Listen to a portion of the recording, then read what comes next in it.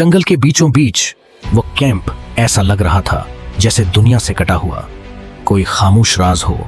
दरख्तों की लंबी कितारें, हल्की हुआ की सरसराहट और हंसते खेलते नौजवान, सब कुछ आम था, मगर इस खामोशी के पीछे एक अनजाना खौफ सांस ले रहा था। सैम सबको संभाल रहा था।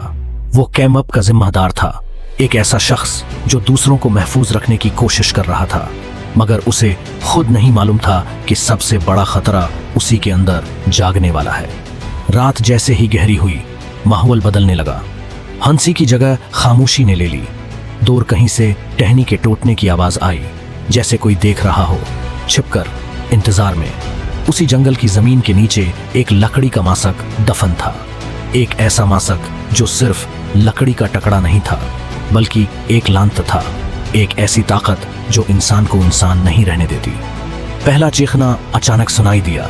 एक लड़की, उसकी आवाज रात की खामोशी को चीरती हुई निकलती है, और फिर सब कुछ खामोश हो जाता है। जब बाकी लोग वहां पहुंचते हैं तो सिर्फ खून होता है और खौफ, एक ऐसा खौफ जो दिल में उतरकर सांस रोक दे। अब हर चेहरा मशकूक लगने लगा था। दोस्त एक दूसरे को देखते तो आंखों में सवाल होते, कौन है वो? सैम खुद भी परेशान था, मगर वो खुद को मजबूत जाहिर कर रहा था, जैसे उसे सब कुछ कंट्रोल में हो, मगर हकीकत उसके हाथों से बहुत पहले फिसल चुकी थी। वो अपनी दोस्त चक को फोन करता है। उसकी आवाज में कपकपाहट होती है। वो उसे बताता है कि यहाँ कुछ बहुत बुरा हो रहा है। चक उसे गौर से सुनती है और फिर आहिस्ता आहिस्ता उसे वो सच बताने लगती है जिससे सैम भाग रहा था। वो उसे हॉरर फिल्मों के असूल बताती है कि किलर कौन होता है, कैसे पहचाना जाता है और कैसे रोका जाता है। सैम सुनता रहता है, मगर उसके दिल में एक अजीब सा खौफ जागने लगता है, जैसे ये सब बातें उस पर ही लागू हो रही हों।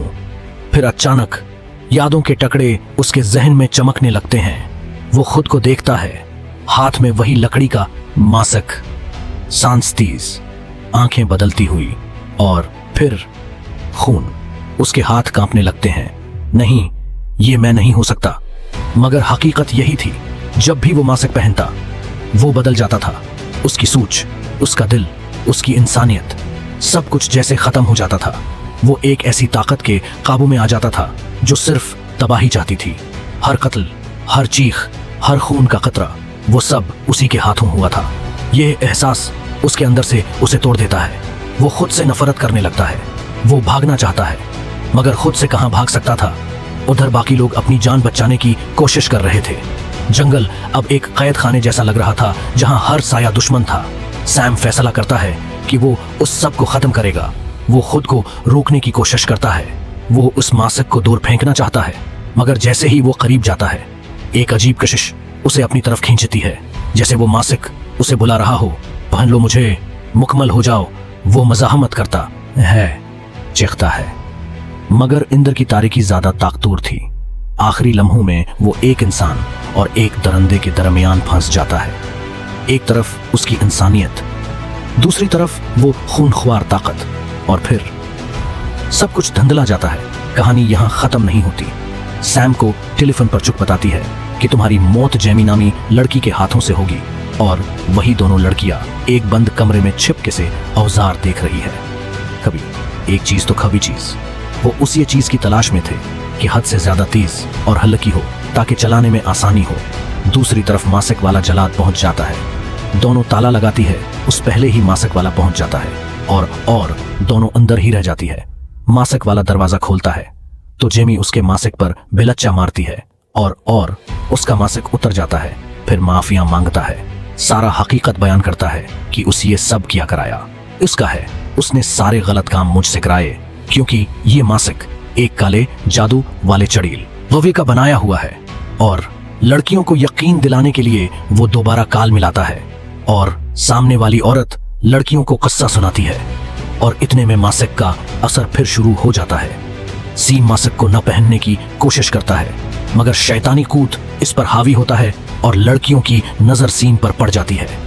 काल पर औरत को बताती है कि सीम फिर से मासक पहनने लगता है, और काल पर लगी औरत दोनों लड़कियों को भागने का कहती है। लड़कियां भागने लगती है, सीम दरवाजा कमरा तोड़ देता है।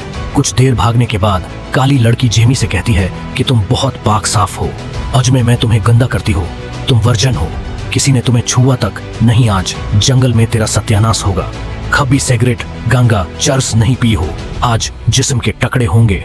और औरत को जेलसी अरोज पर थी कि इतने में जेमी ने काली लड़की को बेलचे से मारकर उसका किस्सा तमाम कर दिया। जेमी का काल वाली औरत ने कहा कि तुम भाग जाओ और तालाब पर पहुंच जाओ, वहां से सीम ने शुरू किया था और वहीं पर खत्म होगा। इतने में सीम मरी हुई लड़की के पास पहुंच जाता है, जो कि वो सीम की महबूबा थी। अपनी महबूबा को मर्दा हालत में देखकर सीम ने मासिक इतारा और रोने लगा, चलाने लगा, चीखने लगा। और इतने में जेमी के आमने सामने हुआ।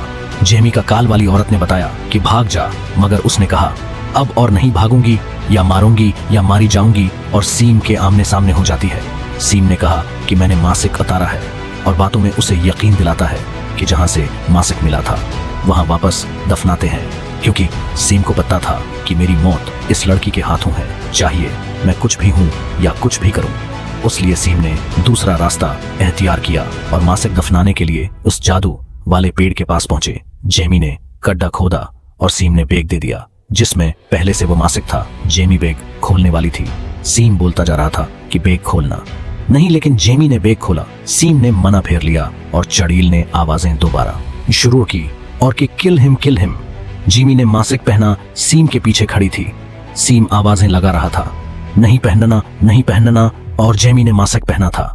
सीम जैसे ही पीछे मुड़ा, जेमी ने उसको मारकर सीम का उस दुनिया से अलविदा कर दिया और बजते फोन को जेमी ने मासिक फैलकर उठाया और सिर्फ इतना कहा कि सीम के लिए दुआ करना, हमारे साथ जड़े रहने का शुक्रिया, अपना बहुत सारा ख्याल रखें और कमेंट्स में बताएं कि क्या उनके दौर में काले जादू को कोई मानता है।